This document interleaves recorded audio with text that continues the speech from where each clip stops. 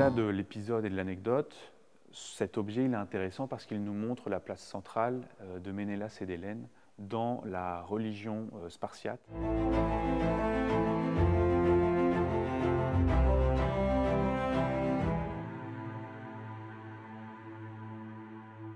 Donc, je suis Adrien Delahaye, je suis maître de conférence en archéologie et histoire de l'art du monde grec antique à l'université Montpellier-Paul Valéry.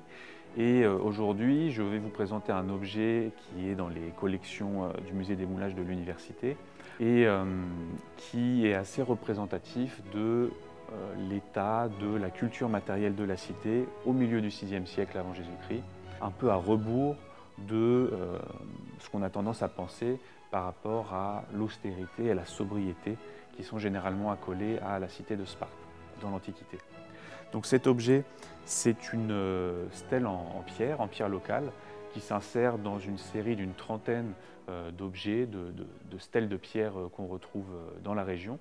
Et cet objet spécifique est unique parce qu'il n'a pas une seule face qui est décorée, mais quatre, avec deux faces principales, décorées sur chacune d'entre elles par un couple qui interagit face à face, et sur les petits côtés par un serpent.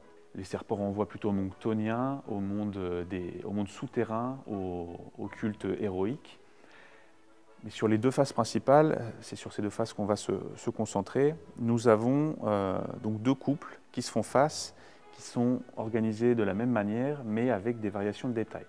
Sur l'une des faces, la face A, on a un homme qui est représenté nu, c'est la nudité héroïque, et il a la main gauche posée de manière un peu nonchalante sur l'épaule et la nuque d'une figure féminine qui est en face de lui, qui elle aussi tient la nuque de l'homme en face d'elle, et les deux tiennent de leur main qui est au premier plan une couronne qui est un symbole de félicité.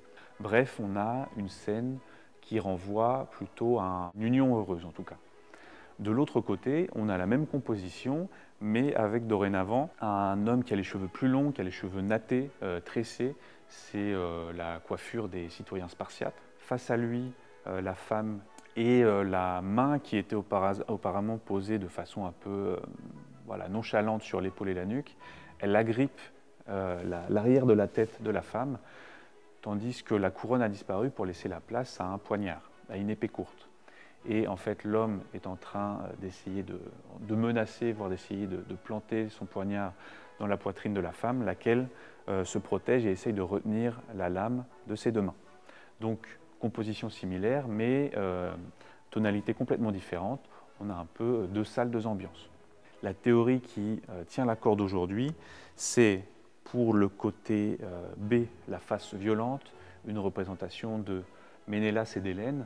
On rappelle que Ménélas, dans l'Iliade, la guerre de Troie, c'est le roi de Sparte.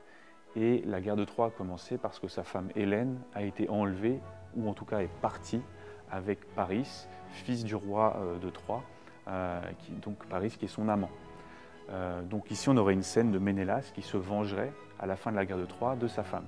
De l'autre côté, on a deux théories principales, ce serait soit Paris et Hélène, donc le couple des jeunes amants, donc un côté amour heureux, amour contrarié, amour contre mariage. L'autre théorie, c'est qu'on aurait là aussi Ménélas et Hélène, mais au moment de leur mariage, au moment de la séduction, de l'avant-mariage. Donc dans tous les cas, on a un binôme union heureuse, mariage malheureux, et les deux fonctionnent en miroir. Au-delà de l'épisode et de l'anecdote, cet objet il est intéressant parce qu'il nous montre la place centrale de Ménélas et d'Hélène dans la religion spartiate, puisque c'est un couple qui fait office de modèle, notamment pour les jeunes filles et les jeunes garçons.